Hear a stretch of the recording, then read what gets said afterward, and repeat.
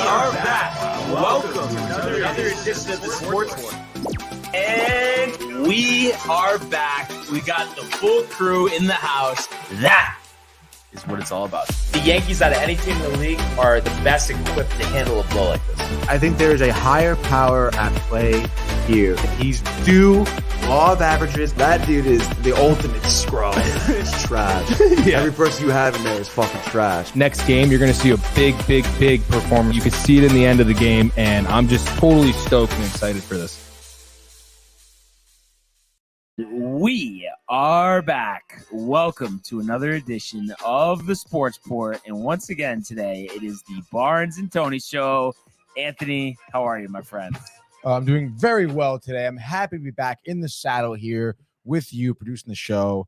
Had a phenomenal weekend. I know we were just kind of both talking about it. So yeah, I'm stoked to be here on this rainy Tuesday. I mean, what a great day to be inside, talk about some sports, huh? Yeah, absolutely. And I was looking before. It kind of seems like once again after a rain out yesterday, Mets game in question in Pittsburgh tonight. It is in question. Yeah. Have you had any reports from Tacoma or anybody like that?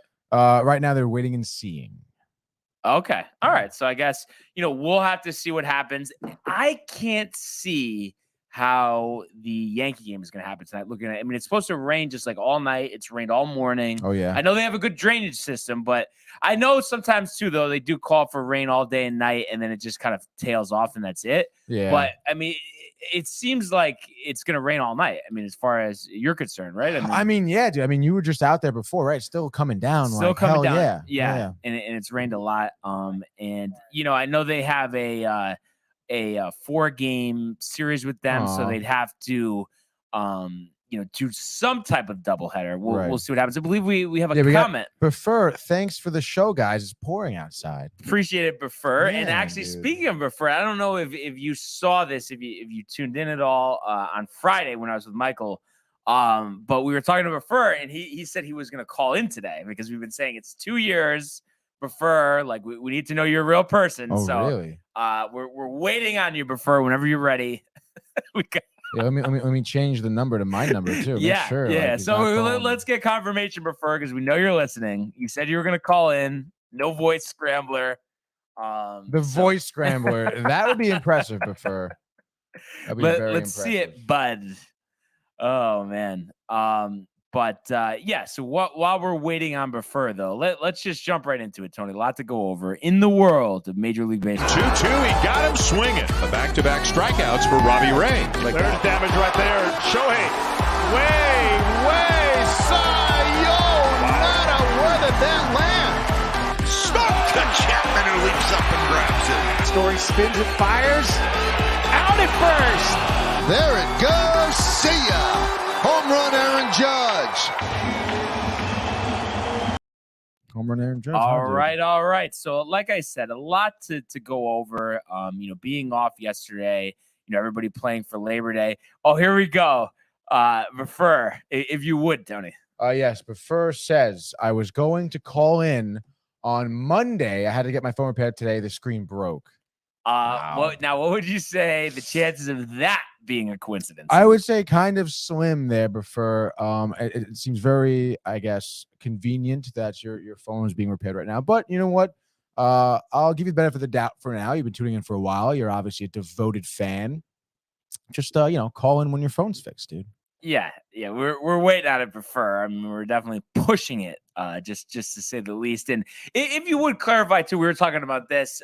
Your name, relating to the Hobbit, in Lord of the Rings. So, what is your actual name, if you would Prefer? Because I have a feeling that's just kind of like your username. But if you could give us something there, that would be interesting. 2 years in, you'd think we'd know, but. Well, first name even, that's fine too. Yeah, first name. Oh, yeah, no, that's what I mean. First name. First name. Yeah, I'm just curious because we've been referring to him as Prefer for so long. Referring to Prefer? My name is Zafar Khan. Zafar Khan, full name. There we go. Do I have to Google? Is that it? Might be a reference. I want to kind of Google. Can we see if there's a reference, Tony? Oh man! And while Tony goes to the research department here, Zafar Khan. Let's see. Spread by his known titles, answer general of the held. What is going on? Seems like he was a General of some army. I mean, it's possible that could be his name, I suppose. Seems like he was like a real historical figure. Died in 1299. I mean, 12. That's really going back. I know. Reaching for it. So we'll see what could be named after. You know. Yeah. If he was some like war general guy. Yeah. Yeah. Exactly. So just to kind of like give you guys a synopsis of what's happened since we all last discussed. I mean, the weekend started out horrendously for the Yankees. I mean, there's no two ways about it.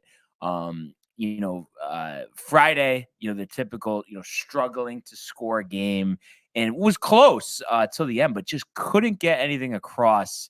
I thought you were going to say the icing on the case. No, almost. Sorry, that was my fault. I forgot I was too. But wait, sorry. There we go. We're fine. Okay, we're fine, dude. But anyway, Herman continued his strong run. Did allow that home run to Betancourt. It was a 1-0 game that made it 3-0.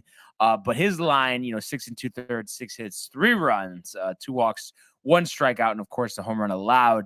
But the offense, I mean, 5 total hits, and 10 left on base, 0 for 7 runners left in scoring position. So, and then the bullpen just implodes, come the 7th, 8th inning, and they give up another 6 runs and end up losing 9-0. Even need Marwin Gonzalez to come in to get the final out. So after losing 2 out of 3 to the Angels, after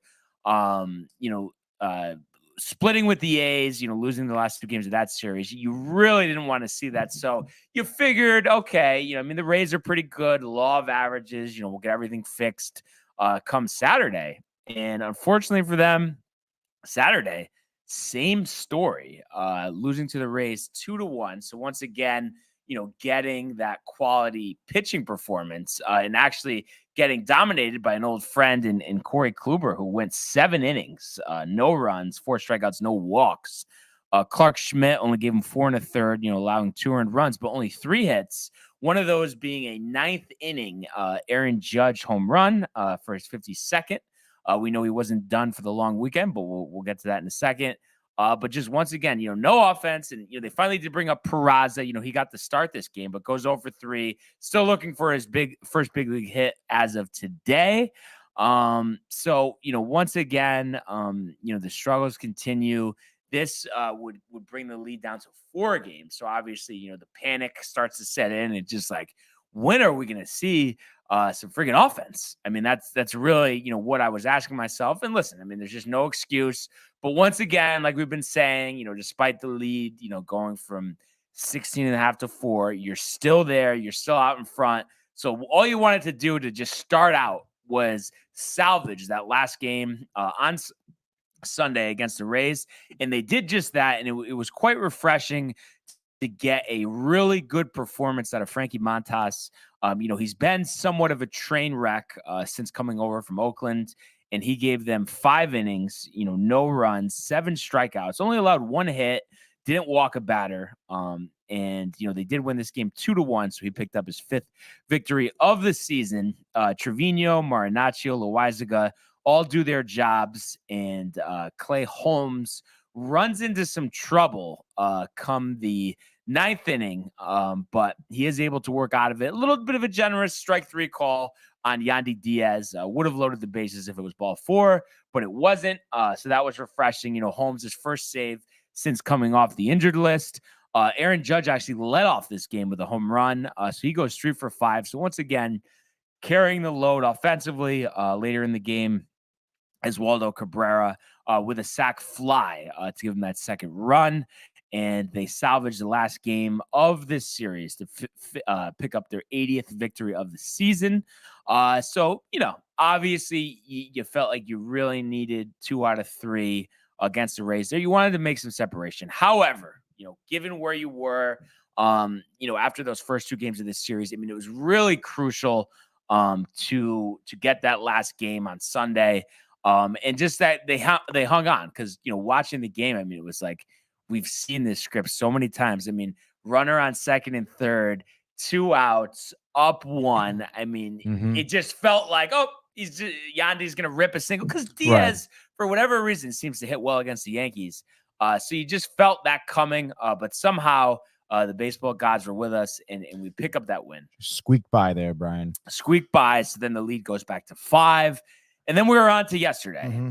So, once again, especially after the losing, just over the past 2 months in general, just wins are important. You need wins. And that's what they did yesterday. And you look at it, Tyone, so he does make this start after, leaving last start with that injury. So obviously wasn't too bad there, but he gives them 5 innings, 6 hits, 2 runs, and the 1 home run. Gary Sanchez, 474 feet. It was actually the longest home run in the majors this season, not at Coors Field. So Sanchez gets his revenge. You look up the splits, though. Absolutely atrocious. No, I know. What is the longest home run then? Coors. What? No, what is it? I don't know, but I'm probably over 500 feet because everything just flies there.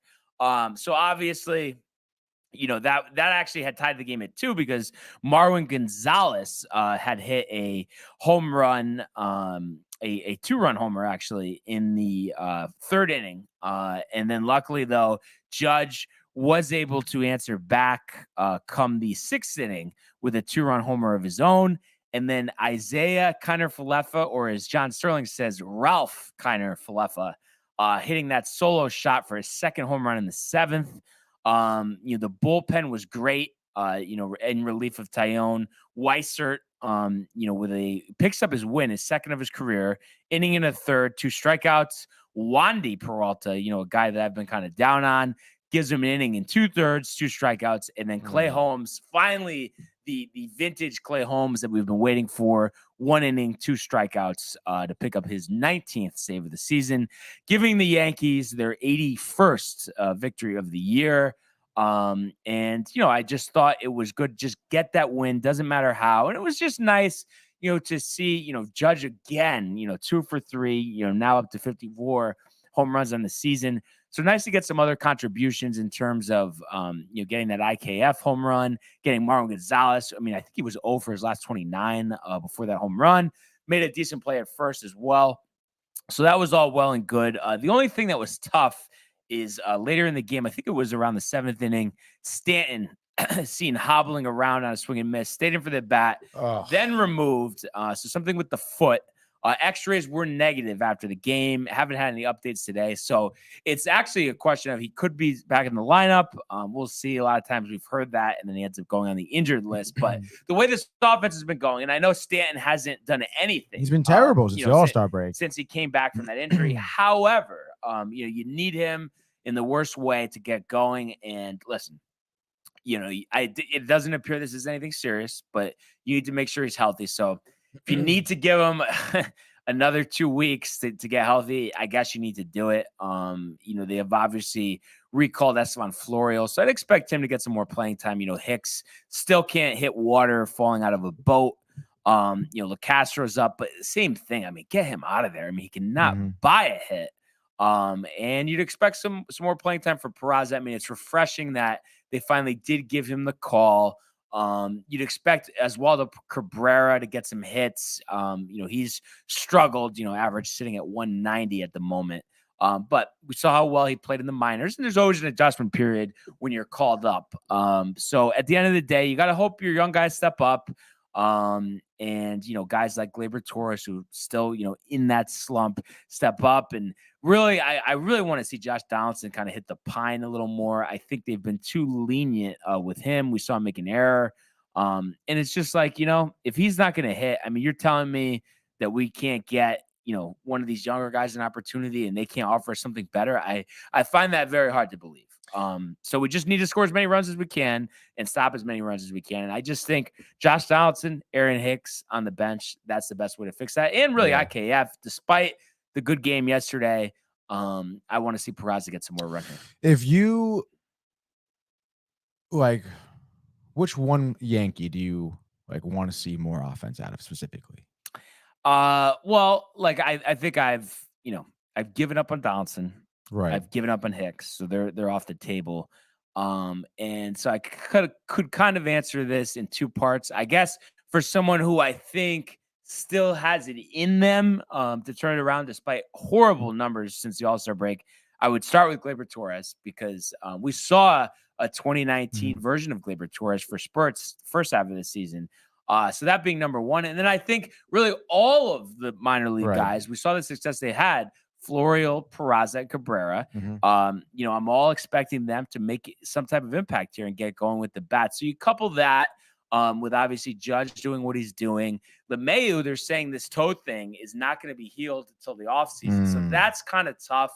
But you really would like to. So, I mean, there's a lot of guys, it's hard to really answer that in one question, but I mean, especially if we really get the power stroke going with Gleyber Torres, I think that would go a long way, but I'm sure some people would say it's more important to get LeMahieu going, setting the table. And I didn't even get to mention, Tony. I mean, it's just so much to recap from this weekend. It looks like Benintendi had surgery, maybe could come back, but kind of seems like he's out for the season. So it's like, here we go again. Dude, that is a absolutely brutal blow. I mean, Benintendi, I think, was a very reliable hitter, I feel. Yeah, and fielder. For now. Yeah, exactly. And they haven't done it yet. I want to see Florial get a chance. I love what he does defensively. They've gone late game replacements with him, but I really want to see it.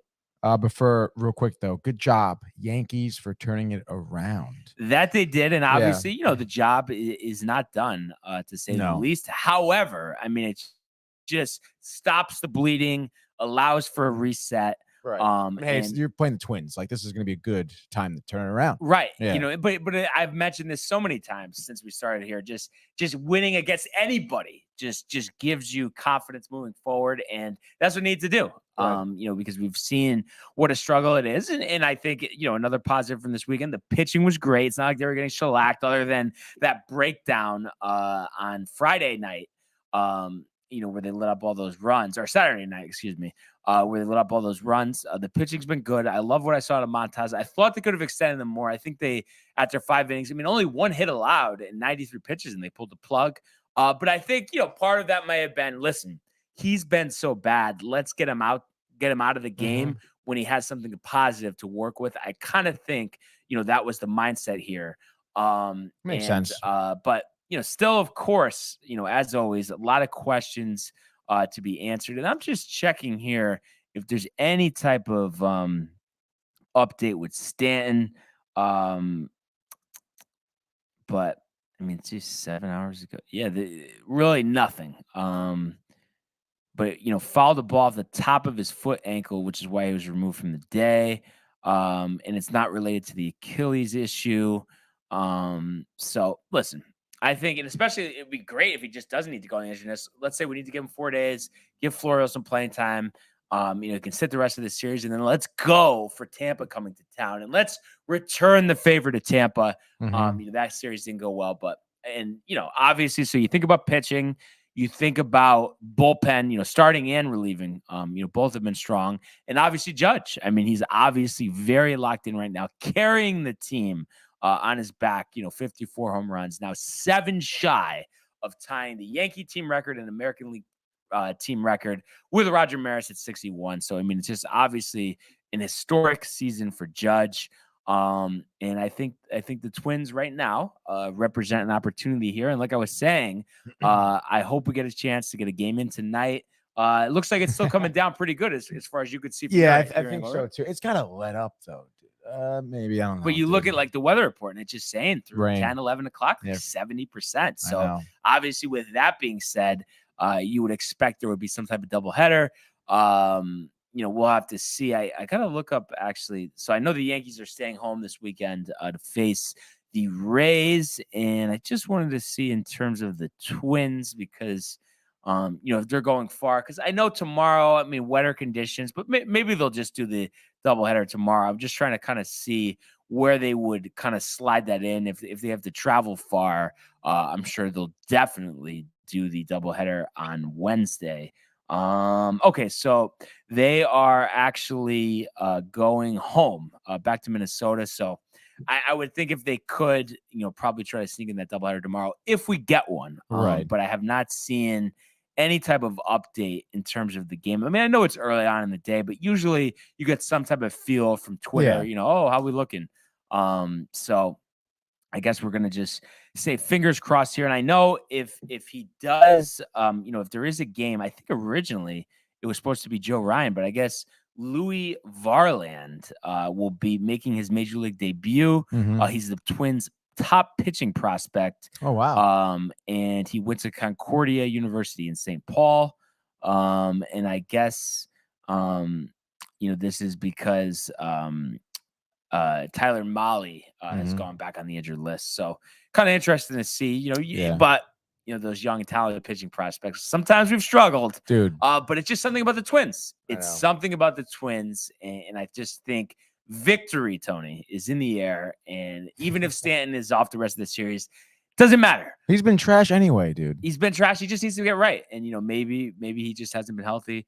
Sure, is it annoying? Of course it is. Could really use him. But you do just have a feeling that you're going to get, more of those contributions that you didn't expect, like a Marwin Gonzalez hitting a home run yesterday, like IKF.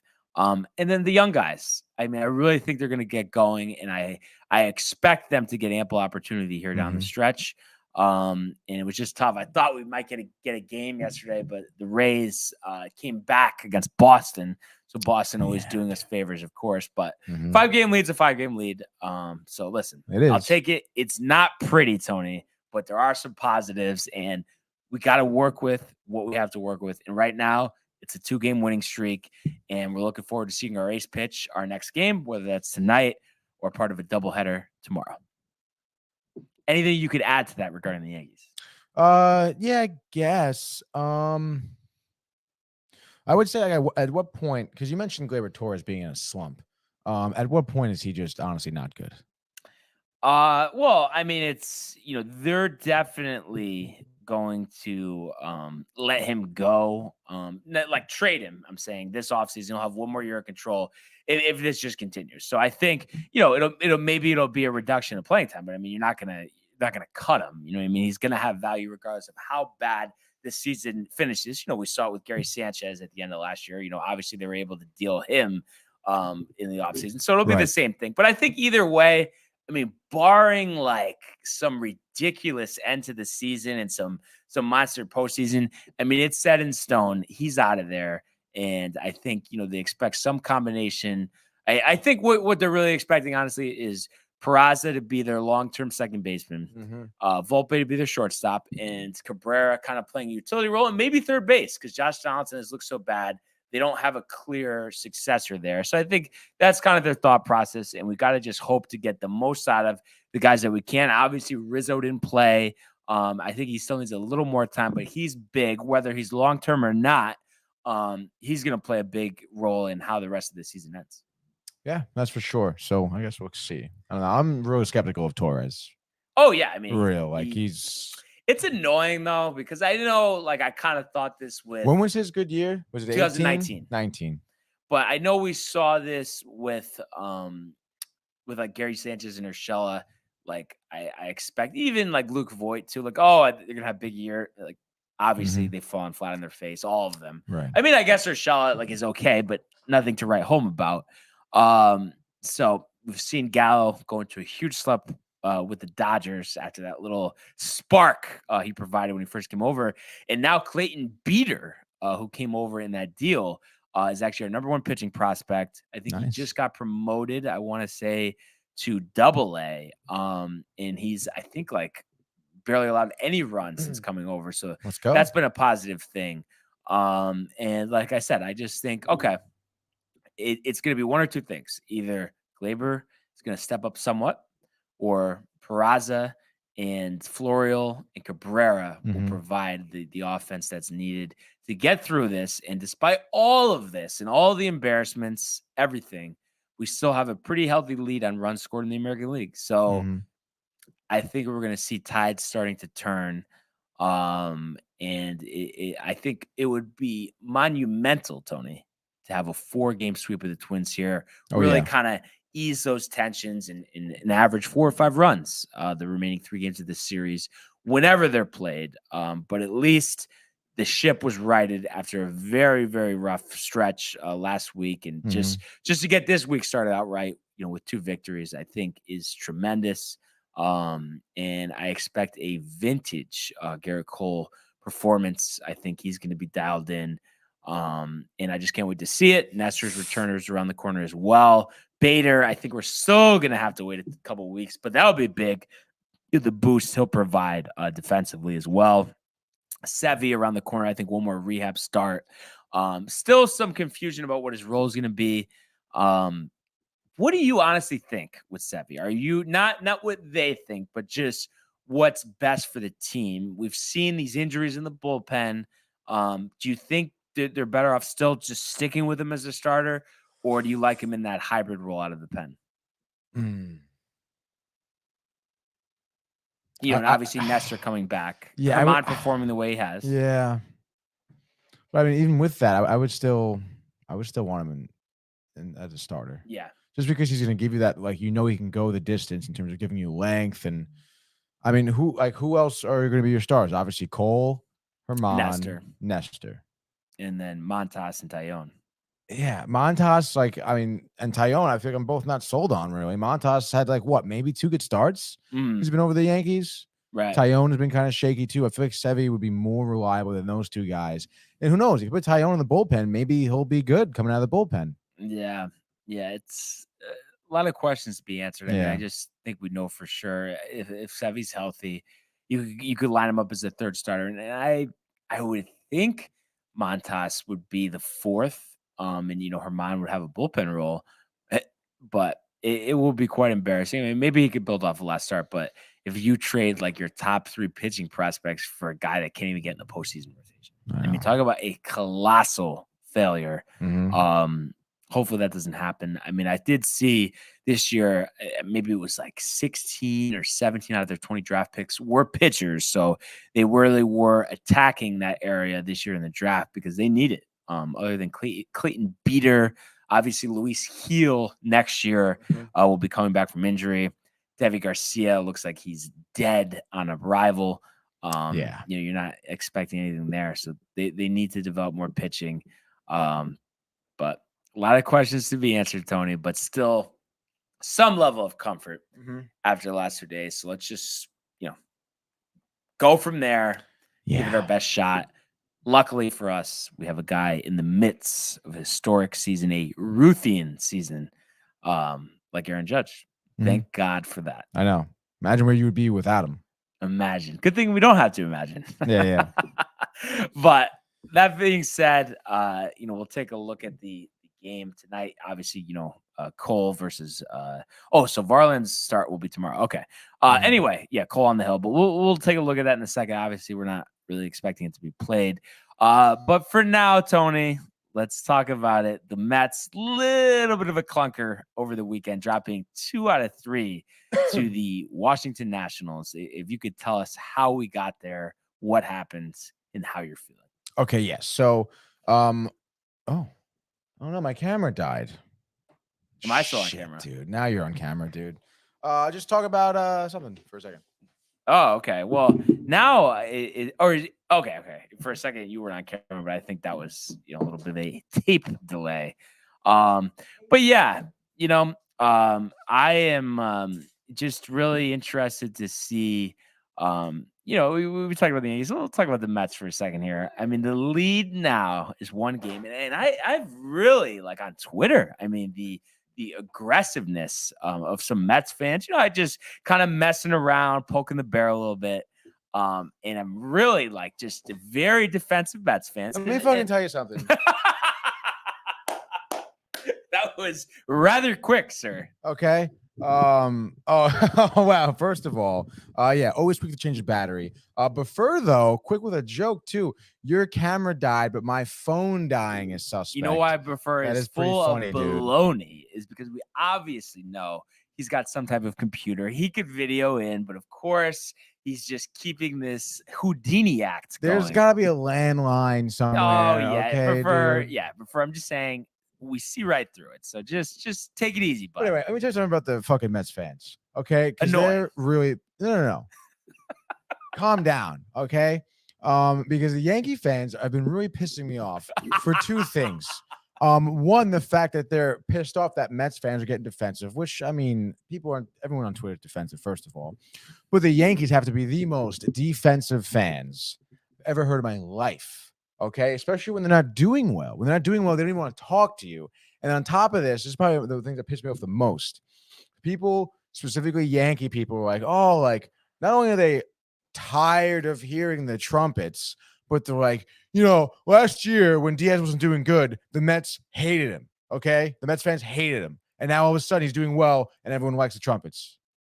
I mean, I actually question who other than the Mets fan like the trumpet. I'm sorry, I don't really think there's the trumpet following that you're alluding to. I think everyone else thinks it's a joke, honestly. I don't know what you're talking about. Other than the Met fans. I've heard people be like, actually, I kind of enjoy it. Yeah, were they Mets fans? No, they were Yankee fans. And also, there's a guy in the Braves too who has the same walkout song as Diaz. Okay, I forget who it is, but regardless, first of all, I mean, like I feel like it's do or die with Yankee fans every day, who they're trying to cut people, and then they do well, and then it's like this guy's amazing. Okay, and like no shit, we don't like Diaz. He's not doing well. Why would you like him if he sucks? And every time he comes in here, he's blowing saves. Now he's doing well. Yeah, he's gonna have people behind him more often. Like what are you talking about? You know what bothers me though? What? You could read through the exchanges, and everybody, follow me at Brian Barnaby on Twitter. Jawing with Mets fans. I was kidding. Sal Licata tweeted something out about how Buster only got it wrong. No, but you weren't kidding. That the Mets were now trailing the Braves. Tweet, they have this massive 1-game lead now. So all I said was Mets suck. Just kidding. Just messing around with Sal. He gets very aggressive at times. Listening to him on the Fan. And I just got a bunch of tweets, calling out the Yankees and stuff and saying, oh, the Mets are in so much better of a position. And it's just like, I have to ask the question. I mean, are you really? I mean, we, over the second place team for the bye in the first round of the playoffs here, have a 12-game lead. And the Mets have a 1-game lead on the division. They fall into that wild card series. A wild card spot, they're going to play the wild card series. It's that simple, and they have to act like that doesn't exist. They have to act like they didn't get shellacked by the Nationals. They did, and of course, there's that consistent theme with the Mets that we've seen over the years. September, for whatever reason, isn't kind to them, and I just feel like everyone who's tweeting me back on Twitter just is attacking. Oh, the lead was 15.5, 16.5. Now it's 5, whatever, and it's like you have 3 measly victories more than us, but I will take 4 games as a cushion in the standings versus 1 and a team like the Braves that I feel like are a lot more talented than the Rays. We're going to be able to stave off the Rays. I really don't think you could say the same thing about the Mets with the Braves. I'm sorry, the Braves are hitting their stride. And speaking of stride, Steven Strider, 16 strikeouts over the weekend. He's obviously up and coming. And I just think, listen, it hasn't been pretty for the Yankees, but they still are in a very much so more comfortable position than the Mets are. 1-game lead is a 1-game lead, and you never know what will happen with this wild card series, and you never know how the rest of the month will. I mean, sure, I think they're definitely a lock to make the playoffs. Nobody's disputing that. But, will they get tripped up by St. Louis in a 3-game series? Will San Diego finally wake up from the doldrums? I mean, we don't know that. And that's my point of contention with the Mets fans. I'm not saying that it's been pretty for the Yankees. It hasn't. But they're them trying to dispute that we're not in a better place than they are, I just feel like it's ridiculous. That's it. Well, honestly, I don't know, dude, because I feel like your take here, right? I mean, understand, obviously, I feel like our divisional opponent, the Braves being that is, I mean, it's arguably one of the best teams in baseball. They are the defending world champions right now. We've seen what they can do. We've seen what they've been doing, this season and last season. And yeah, obviously it's really impressive. The lead is obviously way less than the Yankees. It's only 1 game. But in reality, the situation, I feel like this weekend, the Mets suffered with some injuries or semi-injuries in terms of your starting pitchers, which is why, you end up giving up 7 runs out of the 2 games here. But in reality, I mean, I feel like, yeah, you lost 2 out of 3 to the Nationals. The Mets still have arguably one of the easiest schedules right now for the rest of the season. I'm not sure what the Braves are going to be doing in terms of who they're playing for the rest of the season, but I would imagine we'll be able to get some games up on them. And like I said, like the reason why we lost 2 games here, we had Scherzer kind of leave early with some side tightness. Carrasco obviously is not ready to be back from injury because he had absolutely shellacked.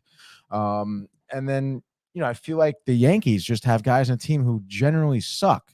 And whereas I feel like, maybe these two losses that the Mets have are a little circumstantial, I feel it would be overall fine. Especially, hopefully we can play some games against the Pirates because, our next three pitchers that are up are Walker, DeGrom, and Bassett. I feel like guys who are healthy and a little bit more reliable in the game than Carrasco or obviously Scherzer right now because he's trying, I guess, nursing that side. But hey, I think things are looking a little bit brighter for the Mets because of that. And in reality, like you mentioned, I don't think the Padres are going to be waking up. The Yankees have multiple teams knocking on their back door right here. And like Prefer said, I feel, what do you say? Yankees had a 16-game lead 44 days ago. That's a pretty significant fall from grace there. And we mentioned it before. If it wasn't for Aaron Judge, you guys wouldn't be, I feel like, anywhere near the lead. The fact is the Mets are in a tougher spot. They have a better team chasing them, and they have a smaller lead, and it's that simple. And you could point to, okay, the Yankees struggling to score runs, but I'm sorry. I think the Mets offense, we saw what happened with the Nationals over this weekend, is in a worse spot. I really think it's a very weak offense and an offense that is going to struggle to score runs in the postseason against good pitching, and even in these games. And you could point to, they have an easy schedule. But we just saw what happened with Washington. Sometimes that easy schedule is actually a bad thing because you underestimate your opponent. And I think that's what the Mets did this weekend. Well, I think you're wrong, though. They suffered two. Scherzer left early, and then Carrasco was an absolute dud out of the gate. They weren't supposed to score runs offensively for them, were they? They scored, 2 runs the last 2 games? Yeah, obviously, yes. You can't though. Really doubt that there was, a lack of offense. But to sit there and to be like, oh, wow, like, this is going to happen for the rest of the schedule. Like, that's ridiculous. It's not going to happen. They scored 7 runs on Friday.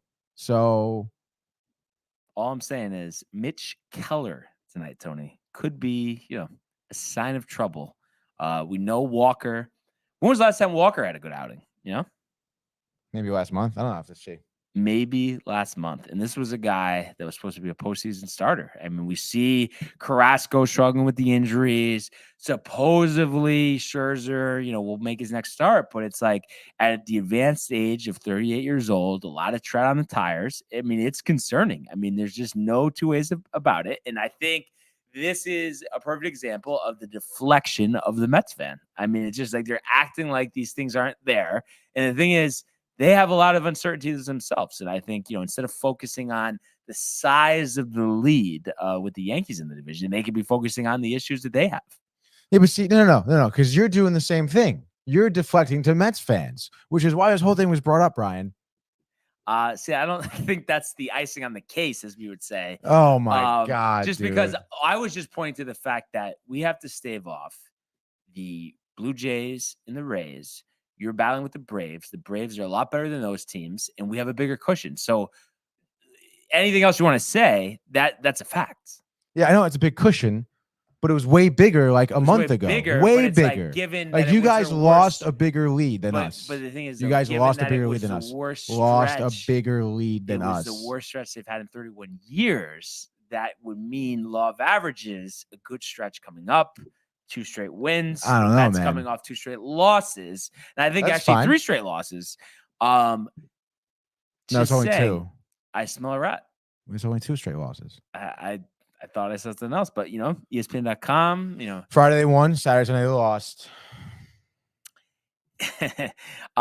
Yeah, so that snafu at ESPN.com there. But yeah, ESPN.com sucks. It wasn't even working for me this weekend.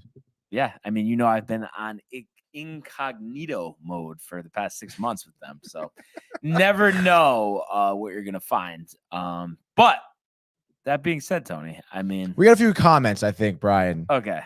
We have one from Mike here. New wild card rules is best of 3 though, so it's not one and done, which is kind of beat, but whatever. Yeah, I don't know. I thought there was one before. That one? Yankees had. Oh, sorry. Yeah, I had to scroll up here. Barnes, I don't want to call it, but I brought the good juju for the Yankees this weekend after Friday's show. Thank you, Michael. You knew it was right around the corner. That's why we love you, bud. That's continue. That's absolutely ridiculous. And Brian says, implosion coming, Michael. You smell a rat. Braves got a West Coast trip tonight, which is good for us. And then my mom's checking in hi. But first says hi to my mom. And then on Sunday, Cross came back off IR with one simulated game. Again, we mentioned obviously he just wasn't ready to be back. Yankees falling down, but Mets got grit and tenacity battle with the Braves. Yeah.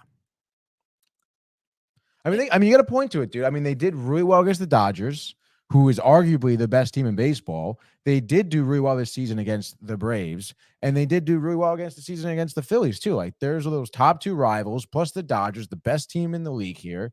You can't really just push this aside after a couple two bad games here, man.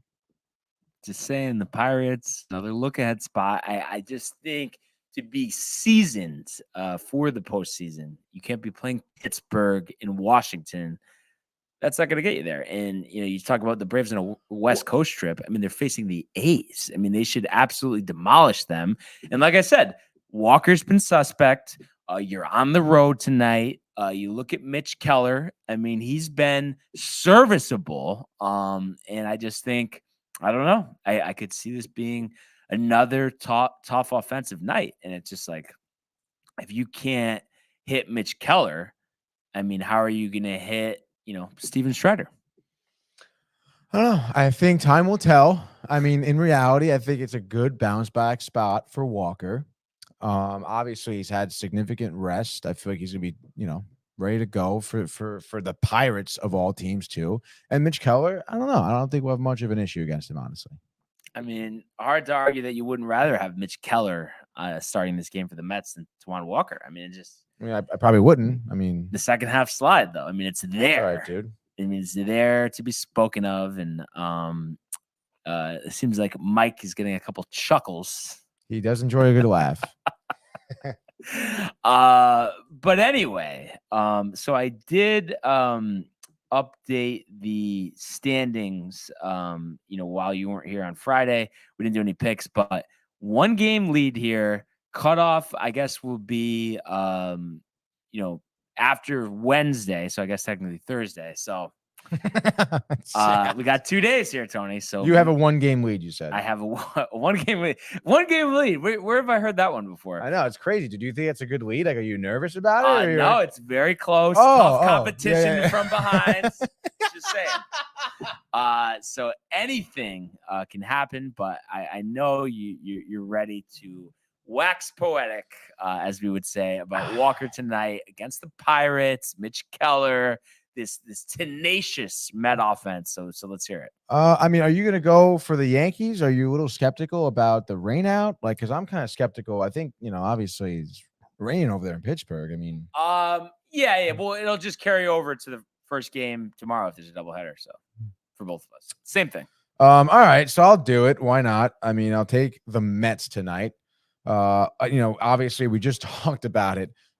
Big bounce back spot for Walker here. We've seen what good stuff he has in the beginning of the season. Yeah, he struggled with a little injury, a little fatigue. But I would imagine Buck sat him down. I would imagine Hefner got sat him down. Good talk. He's ready to bounce back against the Pirates.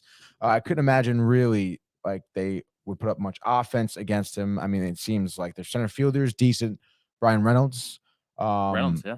But I mean, other than that, I mean, I feel like Walker should make, minced meat of this lineup here in Pittsburgh if there is a game. And on top of that, I mean, I know, Mitch here is decent, a 4.43 ERA. His record doesn't say much because it's the Pirates. He's only 4-10. I would say he's a little bit better than what his record says. But nonetheless, we've seen that, a team like this who you can kind of compare to the Nationals. I mean, on Friday, the Mets put up 7 runs against them. Very possible to do that again. So let's say the Mets take this one. I'm going to say 5-1. 5-1. I mean, I would be impressed with, a 5-1 victory tonight for the Mets. I think 5 would be solid, to open up the series. Obviously, we'll have to see what happens. So on the other side of town at home tonight, we know weather in question, but Garrett Cole versus Joe Ryan. And I believe the Yankees since 2002, a winning percentage of over 700 versus the Twins. So there's no reason to not expect this to continue. So I think what we're going to see tonight, vintage Cole. I wouldn't be surprised, honestly, if this was a, 10 strikeout, 11 strikeout, 12 strikeout game. But you know what? We like 11 recently. So let's say it's 11 strikeouts. It's 7 innings. It's 3 hits. It's no runs and no walks. And Garrett Cole is going to get, I believe, what would be his 11th victory of the season. 11 again. I want to say 6-0 Yankees tonight. Judge, make it number 55. I mean, he is locked in. You could see it at the end of yesterday's game. You could see it now. He is ready to go, ready to roar, Tony. And I think we're going to see Cabrera finally have an impact here. Give him 2 for 4 offensively. He's obviously had a defensive impact to assist yesterday from the outfield. So I'm going to say 2 hits for him. And I'm going to say Oswald Peraza gets his first 2 hits tonight as well. And then throw in Gleyber Torres. I mean, come on. At some point, he's going to hit another one out. I think we'll see Stanton out of the lineup, but Estevan Florial will get his first start in a while and go 1 for 4 with a triple, as well as playing stout defense in center field. 6-0 Yankees taking game 2 against the Minnesota Twins tonight. What else you have for me? Stanton 10-day IL or so I think Stanton will take a blow here and then be back for Friday's game against the Rays. Before as a comment, he says Mets win 15-0. Yankees lose 15-0, weather permitting, of course. Before with a little sarcasm. I might as well start a satire account, I think, on Twitter. That'd be great. God, dude, sick. All right, my next pick. We were talking about them. And I think that they're gonna, you'll match the level of play that the Mets are gonna have and keep that lead to 1 here for the Mets. The Braves are gonna win. We mentioned the West Coast trip. I'm assuming prefers West Coast trip means like they're gonna play like the Dodgers after the A's. It was what I would assume. I don't know if you know, Brian, but we mentioned the Braves against the A's. Cole Irvin, I suppose, is a decent pitcher, but I mean. The skill that the Braves have, and then the lack of offense that the Oakland has. I mean, it's really no surprise. Playing the Mariners, by the way. After this is Mariners, and tough matchup. Yeah, it is not bad, I suppose. But and then the Dodgers, like Giants. Okay, I guess that's not that great. And then after who? And then the Dodgers, maybe. I feel like you're hoping for the Dodgers. Yeah, obviously. And they're off Thursday. I think they're coming back home after that. I think that's too high. Yeah, dude, that's not a good West Coast trip there. But nonetheless, I guess Phillies at home. Phillies at home. Oh shit. Yep. All right. I mean, that's fine, dude. Maybe they'll lose a couple to the Mariners, a couple to the Giants. Who knows? They're not going to lose tonight though against the A's. I see the Braves take this in an identical game to the Mets, 5-1. Like that, Brian? Yeah. No, that's good, right? That's the good call. So I'm going to take the Dodgers going against the Giants. Speaking of the Dodgers, TBD for them, but Tyler Anderson, 13-3, 2.68. Mm-hmm. Dodgers, 93rd victory of the season. Trey Turner, 5 hits tonight, hitting for the cycle. Dodgers, 4-0 over the Giants. Anderson, 7 innings, scoreless, of course, 8 strikeouts, 3 hits, 2 walks. Dodgers, number 93 of the season. Number 93 of the season. That's pretty crazy. My next pick. Oh man, I'm looking at the Padres game actually right now. Yeah, they've been playing great. You think so, dude? They lost 5-0. Yeah, I know. They just lost 5-0 of offense to Arizona. Tatis just split the. Oh, I know that's so tough, dude. That guy Nelson had 7 innings of 4-hit no earned run baseball in his MLB debut. The Diamondbacks. That's pretty crazy. I mean, I guess I'm gonna try and go out on a whim here. I'm gonna go. Oh, dude, that's so tough. Because Musgrove is pitching tonight.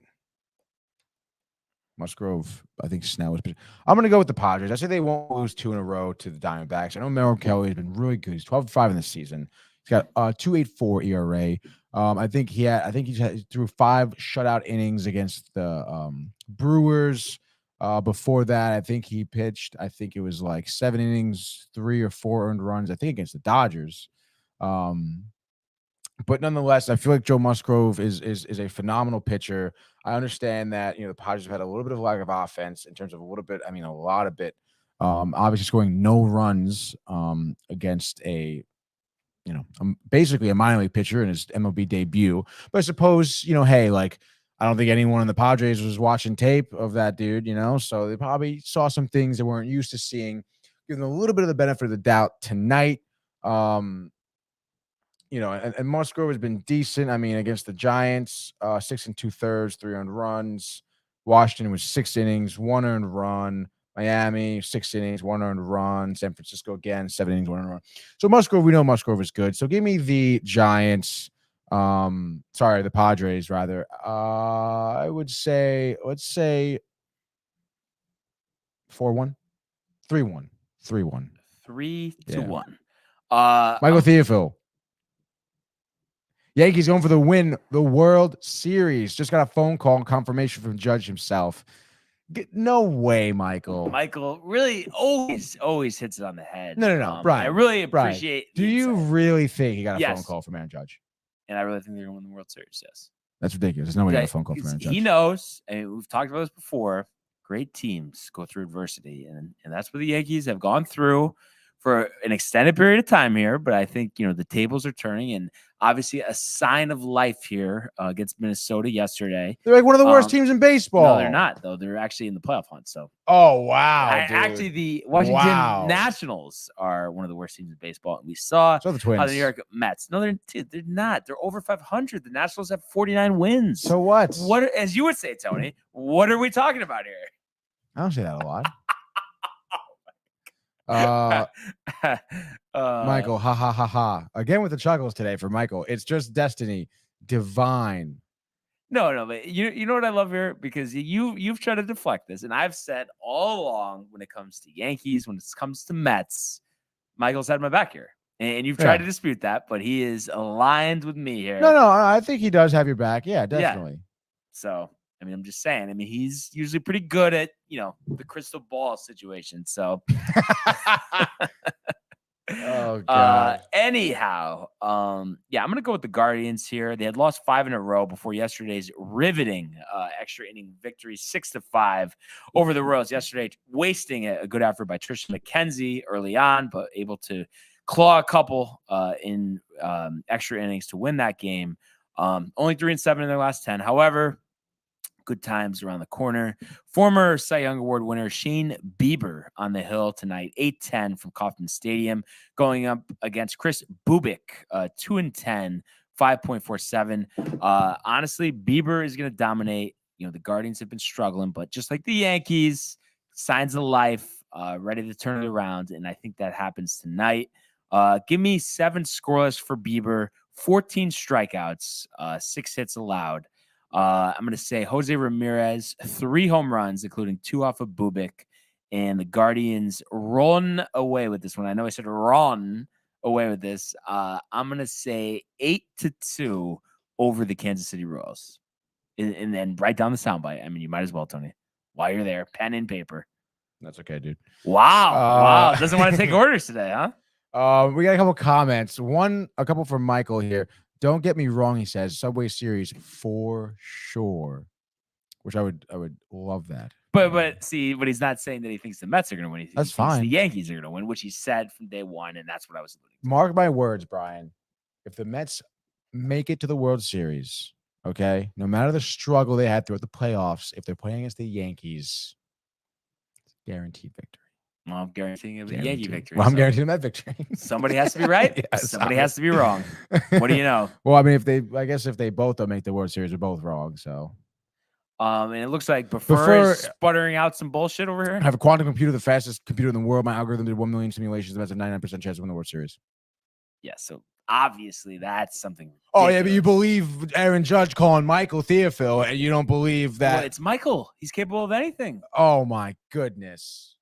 What do you got for your 4th and final? I guess give me the Rays. Just trying to rub it in, huh? Yeah, why not, dude? Give me the Rays here. Obviously, up against a guy like Rich Hill. Normally, I would go with Rich Hill. But since it'll hurt the Yankees. So it hurt the Yankees, and I think the Red Sox, I feel like, they squeaked by last night. They got kind of lucky, I guess you could say. And I feel like their offense tonight is going to be close to nothing. I wish I know how to say this guy's name. JT Chargois, I think it is. Not familiar with him. 31 years old. I'm not that familiar with him, but he's a bullpen guy. He's done really well in the season, I suppose, but using him as a starter, and I feel like Tampa Bay, we've seen what they can do with pitchers. I would imagine I would have good amount of confidence in this guy to pitch against the Red Sox. I would say give me the Rays. I'd say they win 3-2. All right. For my last selection here, I'm going with Aaron Nola on the hill for the Phillies tonight against Luzardo. I think that's Jesus Luzardo, if I'm not mistaken.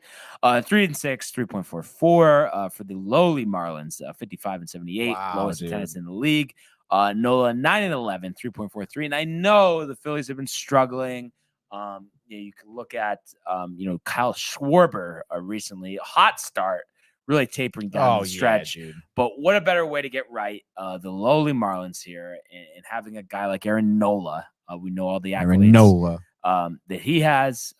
Cy Young, 2020, right? Or was that Wheeler? No, that was Wheeler. 2019? Yeah. Okay. So obviously been a big pitcher for years here. Marlins, golf clubs, front of the locker. Kyle Schwarber, give him a dinger. My fantasy team could use it. And I think Harper will hit one out as well. Give me the Phillies 5-2 here, picking up their 74th victory of the season as they look to cement a place in the playoffs here. I just wanted to take an updated look at the wild card. So right now they are in a dead tie pretty much. I guess they have the tiebreaker over the San Diego Padres, but the Milwaukee Brewers lurking 2 games back, but they've kind of tapered off in the second half as well. So you tell me, sir, between the Phillies, because we know either the Braves or the Mets will get in, 10.5 game advantage there. Phillies, Padres, and Brewers, who gets those 2 out of those three out of the 3 teams? Who gets 2 spots? Yeah. I would say, Brian. Oh no, dude. What happened? Sorry, a second. I lost you for a second. Bang, there you are. All right, so Padres definitely. I guess. I mean, I feel like the pitching maybe would be swayed toward the Phillies side. I mean, Woodruff is good for the Brewers, but I mean, and I feel like better pitching is going to get you further. So I would say Padres, Phillies. I honestly think it's just Phillies, Brewers. Yeah, I really I love the Padres, love the talent, but I smell a rat. I don't know what else to say. I think Tatis really ruined the chemistry of that team. But hey, I mean, what are you really gonna do? I know, but if the Padres don't make the postseason, like they have a significant issue. Oh yeah. Maybe Tatis, gets traded to the Mets in the offseason. Who knows? You would, now that he's obviously linked to the PDs, you wouldn't do a straight up trade for Frankie? For Francisco Lindor? Yeah. No way. With the way Lindor has been, his season this year with the Mets has been really good. I mean, you couldn't imagine to have more of an embarrassing season for someone like Tatis Jr., who was obviously, a great young talent that people were excited to see. He was a great energy for the team. He was, like I mentioned, young. He grabbed the viewership of the youth. He's someone who could have been a face of baseball and totally blew it. Motorcycle accident, I mean, regardless of what happened in the accident, I mean, you gotta be a little more careful here. And then the PEDs, I mean, you really can't point your finger at anyone else besides, Tatis to kind of ruin this season for him and potentially now the entire team. So, no, I would rather have Lindor. Okay. Hey, I mean, we'll see what happens. I was just kind of actually curious. I haven't checked this out in a minute, and I just wanted to pull up his stats. But while I'm doing that, we had talked about this last week. I think I had talked about it with you and Mike. the whole, return, which will be in less than 45 minutes from now, Michael K coming back to his own radio show, and he's saying there'll be so much clarity, tweeting up a storm. Like, wait, everybody really? cares. Yes. All weekend tweeting up a storm, saying that the picture will be clear, the reasons, this and that, after a 3-month hiatus, which is crazy. And it just shows the obscurity of that program, because me and you, I feel like, didn't know that it was that long. No that way. he hadn't been on the air. So getting, trampled in the ratings book by Carton and Roberts. So if you had to give me something, Tony, what's your prediction as we approach closer to this 3:00 explanation? What do you think Michael K will say about why he was gone and anything else that had to do with the situation? Honestly, I think it's gonna be some ruse, some like bullshit story, as to why he was gone for 3 months.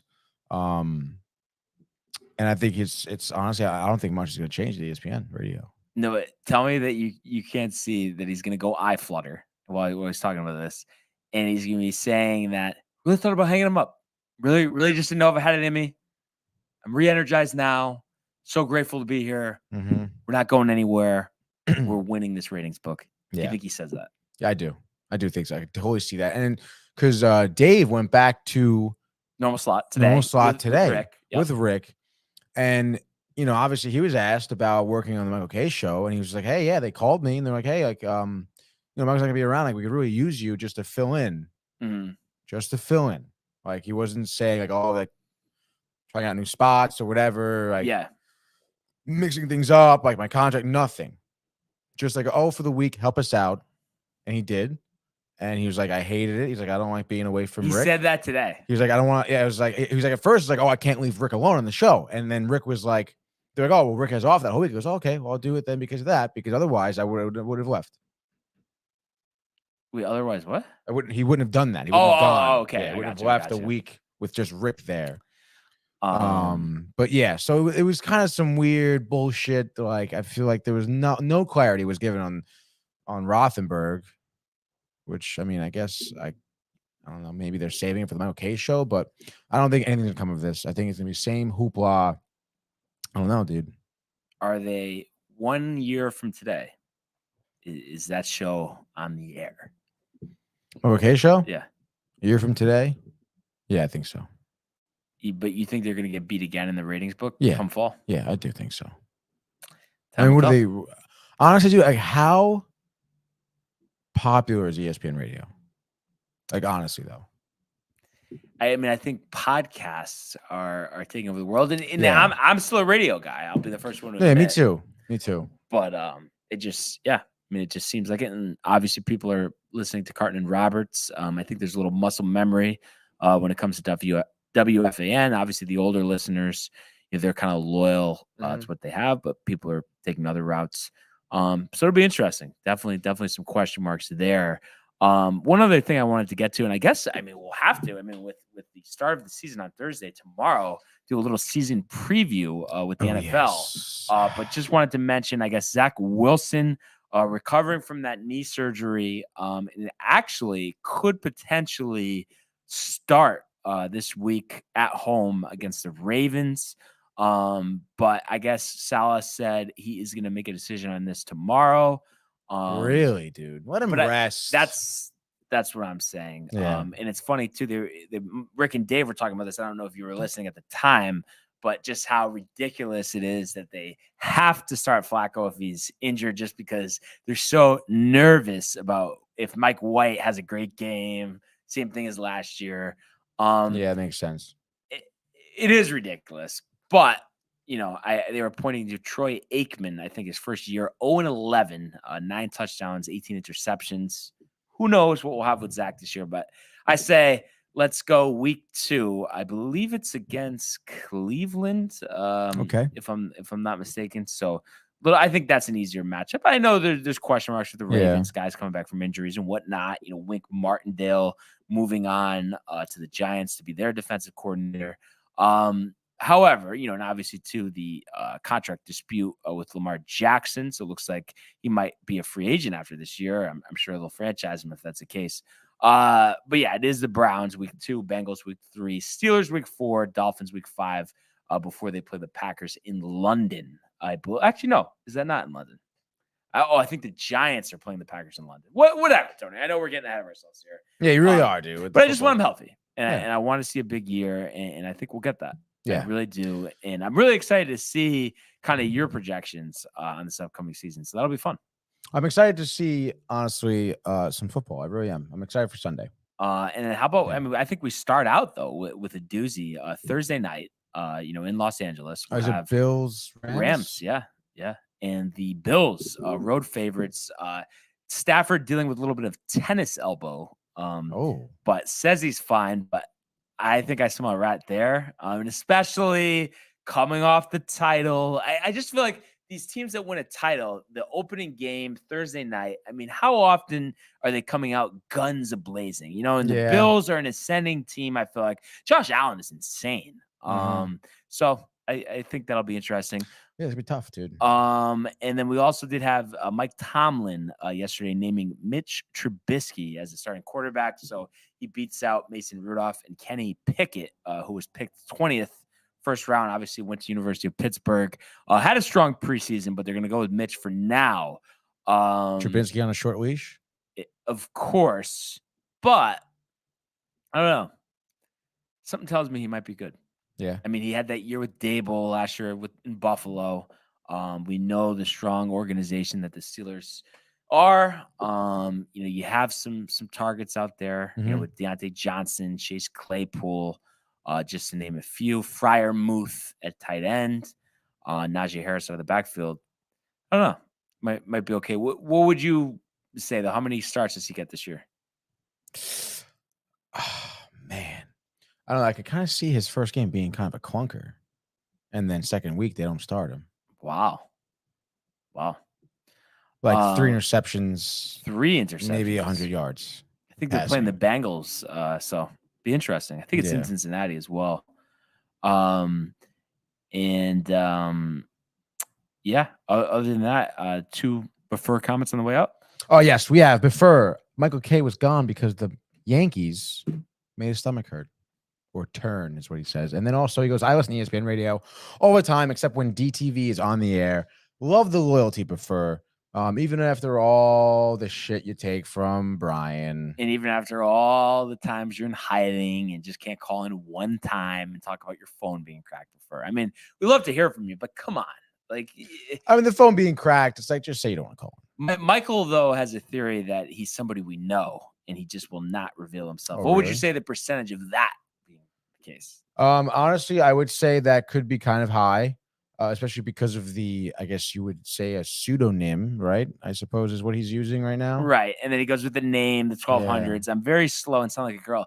It just sounds ridiculous. I'm sorry. It just sounds ridiculous. Yeah. Especially because he says he's 40-something years old, which I might be questioning as well. If he's a peer of ours, I expect him to be a little bit younger. Yeah, but first, quick with the comments. You quick with the comments. Quick with a couple jokes today. You're not that. Come on, man. So I don't know. It would be crazy to think. I couldn't think if it was anyone that I know, honestly, like that, like not affiliated with all of us. Yeah. No, I don't think. I think Mike was thinking one of you guys. I don't know though. Honestly. One of me guys, like meaning you or Mike, like not somebody I know. Oh, okay. That was what he was alluding to. I don't think it's anyone that I know, to be honest. But I don't know, like someone who's, I don't know. Because I mean, obviously, like Prefer, big sports guy, right? But then the Prefer from The Hobbit, like, I don't know. And then he's a big screen time guy. Yeah, exactly. Yeah. He's got a wide range of knowledge here. It sounds. And the thing is, he doesn't dispute too much when we're talking about this about how he could be somebody we know. He doesn't comment on it. So I think I smell a rat. I really do. It's very possible, but give me a percentage. You've met the person before. Percentage 50-50, I think, at this point. Wow. Yeah. And then percentage of Prefer calling in anytime. No way. Hello? Who is this? All right, hold on 1 second before I put you on the Bluetooth. This is Tony. All right, hold on 1 second.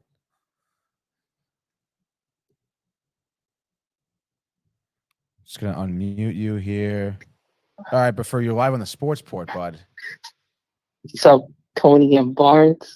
What's going on, bro? Dude. You didn't say you thought I didn't want to call in. I mean, You're mistaken, my friend. Tony, I mean, any chance of a voice scramble here? Don't think so. Before I thought your phone was broken. Yeah, I had to borrow a phone. Oh. Borrow a phone. Who'd you borrow a phone from? My mom. Oh, that's nice, dude. Very nice of her. Well, all right, dude. Well, I mean, you're calling in. Like, what do you What do you have to say? I mean, I'm sure you have something to say about the Mets. Yeah, what do you want to talk about? Yeah, I'm a lifelong Met fan. I hope they do well. I've seen a lot of bad years, and that's it. They're doing good. I'm not too worried about it. Like last year, the Dodgers lost the division, but one game behind. They won 100 games. But could happen to the Mets too. But I mean, because I mean, you sound in the comments, on the show, very confident that this season is going to end very differently than the previous 36 for the Mets. So I mean, there's no part of you that's worried about the September collapse, the postseason collapse, that type of thing. No, not worried. It's World Series of bust. That's it. Hell yeah, dude. Finally. Like someone's got to explain to this Brian guy that this is a different Met team. There's no there's no late season collapses anymore. This is it, dude. Well, can't you not say any more until it actually happens, or no? I suppose you can. All right. Or you can't say that. But this is it, dude. Different team, I'm telling you. I just really hope we get a Subway Series, because then I think that'll just put everything to rest and I doubt the it. best team win. Subway Series is tough. Yankees can't buy themselves out of this mess. I don't know. I mean, the Nationals, that was a tough one. Tony's still tight. I can see it on his face too. Well, I wasn't very happy about it. Yeah, I mean, what happened there before? I didn't really hear anything. I'm not too worried about it. But I'm saying, what happened? I mean, it was just bad circumstances. But the injuries, Tony Carrasco. going into the pitching injuries when it was an offensive problem, though. That's the thing. I mean, 2 runs in 2 games. When you think about it, I mean, but it's a chain reaction. Your pitcher goes down, you're on tilt, you're not going to hit well. Come on, man. Yeah, especially Carrasco's first inning. It was first inning. This guy act like you never seen baseball before. Yeah. Oh, wow. Hey, all right. I mean, we will definitely have to revisit this. Yeah, dude. In the coming weeks. The 44 game collapse is so monumental. I mean, if I was a Yankee fan, I'll be on the ledge. Oh, see you later. Brian's been close to the edge here before, but have not gone over the edge, Tony. And a 5-game lead is a 5-game lead. And I just think the Mets are a lot closer to the wild card series than the Yankees. So that's why I wouldn't feel so comfortable. I mean, but look at the trend line. The trend line, we're doing well. Yankees not doing too well. They're dipping. But I mean, I don't know. The Nationals, I mean, I see a dip there. And I just think offensively in a postseason game, I mean, Alonso technically hasn't even proven that he can do it in a postseason game.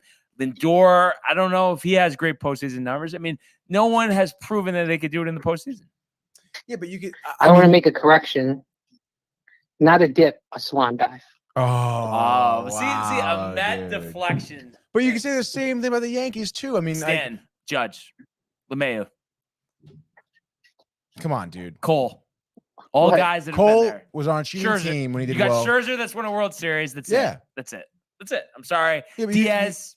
I mean, DeGrom can do it in the postseason. You've seen that. Okay. When did he do it in the postseason? What do you mean, dude? Come on. He made the World Series. That was a different version of DeGrom. It's arguably he's better now. Yeah. Okay. But the pressure was off him. He was their third starter at the time. Stop it. The pressure. Get out of town. You're in the fucking World Series. Pressure. Anyway, dude, you have Scherzer doing well, but look at the Yankees pitching. I mean, Cole last season didn't do too well against the Red Sox, just in the wild card, not even the postseason. Nestor's never been in the postseason. I mean, what pitcher are you relying on for postseason play? You got nothing, dude. Cole and Nestor dominate. I think Cole and Nestor, we will see. And unfortunately, the Mets will only get at most 3 games to prove it, but the Yankees pitching will step up more than they will. And I don't think so. I mean, I don't think we can guarantee that Scherzer and DeGrom are healthy. I mean, I think that's the biggest thing. We've seen both of them deal with injuries this year. No, that's true. That's true. But you know what? Hey, man, we'll see what happens. I do really think that, this Twins series with the Yankees, and if we ever play the fucking Pirates, I think it's going to be a little more of an indicator, okay? Because losing 2 to the Nationals, you're pissed off. Losing 2 more against the Pirates, then maybe you're worried. And I think I'm curious, Prefer, you haven't really commented much on this. What do you think about Tawan Walker? Are you concerned about him? Tony loved him before. He's been on a tailspin now. I know. I personally don't trust him because of last year.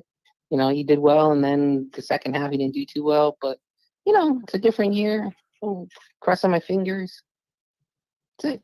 That's the best you could do. I just, especially with the Carrasco injury, Walker's up and down performance. I mean, who is the third starter for the postseason? It's gonna be Bassett. Yeah, probably Bassett. I mean, luckily, because he had a rough stretch, but it seems like the past month or two, he's kind of really good. He had a rough start to the season, kind of. Yeah, especially when they threw him in to be the first starter. It was tough, but I would say now, he definitely righted the ship, and so we have a solid 3.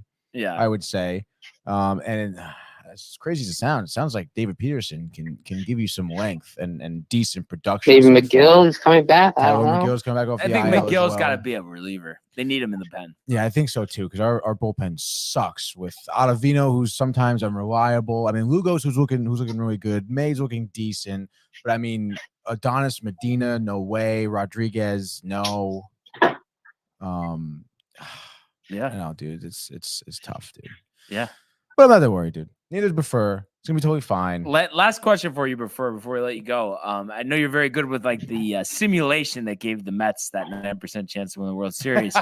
What do you think about the weather for both teams tonight? Are we gonna get 2 rainouts? Oh, no chance. 2 rainouts. Damn it! That's a tough spot. I think it started raining harder actually outside. Now that I'm looking out there. Oh man. Well. We'll have to see what happens, but I do think too. Now that Prefer's in the mix, I feel like we got to have some type of at least weekly call-in spot, not let alone maybe more than. Nah, I'm not gonna be like Connor. Connor called in every day. Oh yeah. Are you? Do you know Connor at all?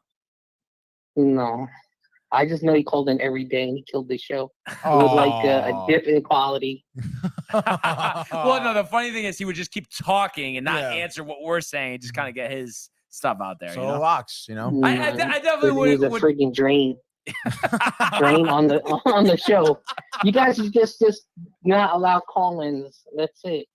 No, call-ins are good. This is a great call. This is a great call. Yeah, really like. We just gotta learn how to, I guess, cut them off. Maybe. Yeah, Connor. But then he, say some line from Star Wars on the way out, like he thought he was the boss or something.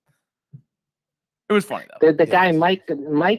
He would take a question. He'll just hang up on the person. That was his thing. He didn't let the guy respond on nothing. That's about Mike Theophil. When he calls in, he's like, no, Mike Francesa. Oh, Mike Francesa. Yeah. Living legends in the New York that's area. True. But yeah, so we'll Prefer. Yeah, I mean, it's been fun though. Prefer. I really appreciate you tuning in. I would you say guys do a good show. Yeah, thanks man. You're a great caller. Yeah, feel free to call in anytime, dude. And can't wait for the rest of this baseball season and football around the corner. So yeah, look forward to hearing back from you again too, Prefer. Okay, sounds good. All right, man. Have a good day. Thanks for bye, guys. All right, peace. Let's go Mets. Hell yeah, baby. Let's go Yankees. But wow, I guess Michael bathroom break or something. It's a shame that he was. I mean, when he sees this and listens to this, he's going to be shaking in his boots. He's going to be so surprised. Last week he said 10% chance that Prefer calls. I gave it 31%. So what did I say? 50-50 when you asked me? 50-50. So you were the closest. Flip of the coin. Yeah. So what a day, what a life, Tony. Hopefully Prefer is wrong and we get some baseball. But we will see. Solux, if you are out there, we could recap it. It's been a while. 6 months, Tony? 4 months with Solux? Oh, jeez. Maybe even longer than 6 months. You think longer than 6 months? Yeah, 6 months sounds kind of yeah. I would say. I mean, it's probably in the fall, maybe. Yeah, or the winter. It was hockey season. Yeah, it was the winter. So I mean, 7-8 months. Yeah, probably. Wow. I think we can revisit the odds, the betting segment, just like just a couple things, get them back on, and then he'll say, "Never tell me the odds." Never tell me the odds. And I think that'd be a good, if we keep it tight, like under a minute segment, like top picks.